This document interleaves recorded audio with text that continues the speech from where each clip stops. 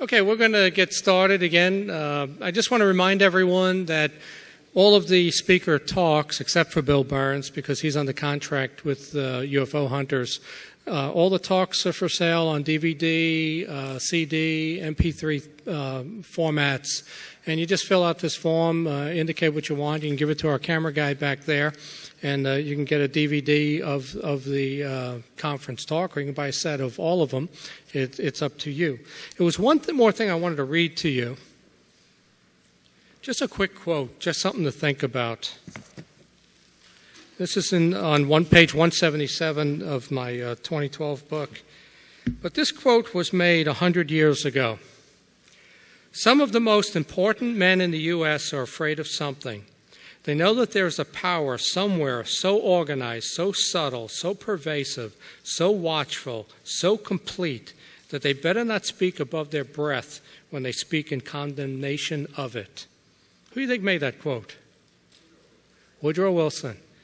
That's the President of the United States talking about a group or someone or something that you better be afraid of 100 years ago. All right. Our next speaker is Tom Cary. Tom used to be our MUFON State Section Director for this area in Philadelphia for quite a long time. And he wrote what I understand is the best book on Roswell. It's called A Witness to Roswell, and there's a second edition too, isn't there? Or a second book? Yes. I'm sure Tom's going to tell you about that. But Tom's our local guy here, and he's extensively researched Roswell, and he's one of our MUFON friends. Thank you.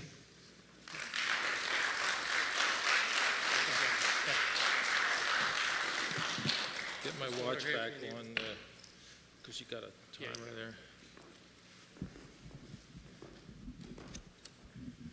Good afternoon. How does a guy born in North Philadelphia, raised in Northeast Philadelphia, get to Roswell? I don't know, but it happened. This picture up here is not the Roswell incident. It's from one of my favorite science fiction movies, The Thing from Another World, 1951 Howard Hawks version. It's when they first discover the flying saucer buried in Arctic ice. And as soon as that happened, one of the members of the entourage was a newsman, Ned Scott, played by character actor Douglas Spencer. And Ned Scott's only thought was to get the story out. And here you see the final scene from the movie where he utters those famous words, watch the skies, keep watching the skies. And he's using Air Force equipment to get the story out to the newsman waiting down in Anchorage. And that's not what happened at Roswell. What they did, instead of getting the story out, they proceeded to cover it up. They first put the story out that they had captured a flying saucer. We thought at first it might have been a mistake.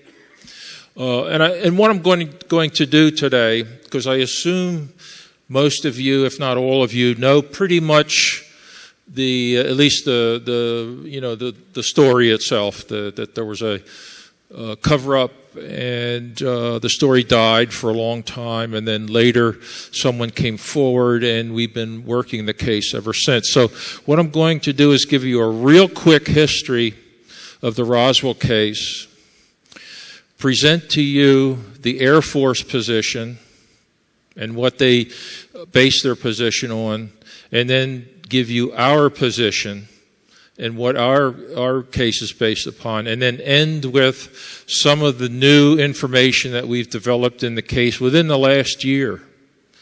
And my enemy is time, and I have about an hour to do this. And so if you see me rushing through some parts of it, it's because I want to make sure to get to the end of it where the new information is that I think you'll be most interested in. Well, anyway, when this happened in July of 1947, this headline went around the world. It was delivered by the Air Force public information officer at the Roswell base to the media. RAAF, that's not the Royal Air Force, that's the Roswell Army Airfield, captures flying saucer on ranch in Roswell region. They gave you the bare rudiments of the story, just that they had captured something, that they found something, no details. The rancher was not named by name, and it turns out we at first thought this was a local faux pas by the base commander, but it turns out this was a plan hatched in Washington to first give you the story and then take it away and make everybody feel silly. That was the plan to kill the story. It's one of the techniques that is used, and that's what they used in this case. Had the Air Force been thinking a little better, they would have said it was what had crashed was something akin to this German World War II developmental fighter plane. This is the Horton HO-2229 that I think they made 2 of them, and we had 1 of them. If they were thinking, they would have said it was something like that. If they had, we wouldn't be here today because the story would have sounded plausible. But what happened was, at the time of the Roswell incident, there were 3 balloon, let's call them crashes. Balloons just came to Earth. They were launched by the military. One came down in Circleville, Ohio. This is about 2 days before the Roswell incident. One came down in upstate New York, right at the time of the Roswell incident, and another one at the time of the Roswell incident came down in California. It is my belief that it was these 3 other, let's call them crashes, that occurred that gave the Air Force the idea, because these had made the newspapers, the local newspapers. It was their idea that let's cash in on this. It's happening now. We'll say it was a weather balloon, just like those. That's my opinion as to why they chose the weather balloon story. And you're all familiar with if you are, no sooner had the headline gone out that the Air Force had captured a flying saucer, then they changed their story. Within 4 hours, General Roger Ramey, shown kneeling here beside, again, one of those weather balloons that you saw on the previous slide, held a press conference in Fort Worth, Texas.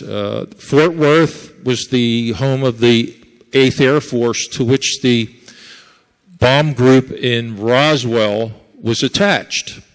So General Ramey puts on this press conference. Fellows, it was just nothing more than a weather balloon. Yeah, that 509th bomb group, what a bunch of guys those are. Yeah, they dropped the 2 atomic bombs to end World War II. Their fingers are on the atomic bomb, being the only strike force in the world with atomic weapons, but they can't tell a weather balloon from an interplanetary spaceship. That's essentially what he was saying.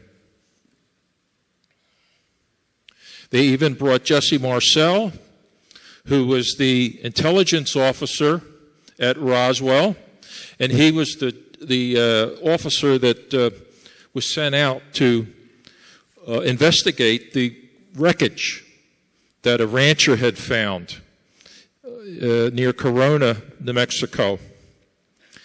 And the result was, the next day, the headline was General Ramey, who you saw on the previous slides, empties Roswell saucer.